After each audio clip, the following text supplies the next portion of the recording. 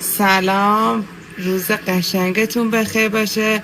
امروز به رسم هر سال نظریه شل زرد مامانمه.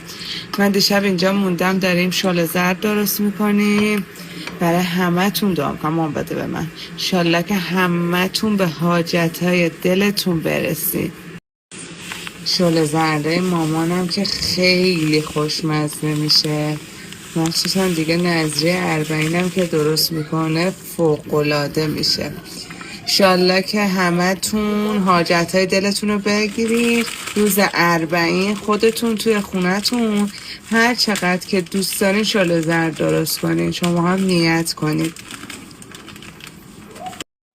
مامان بزرگم داره هم میزنه. ما دیشب این بادومارم پرک کردیم، با گلاب خیسش کردیم، گفتیم اینجوری توی شل زرد بریزیم، شکرش هم ریختیم.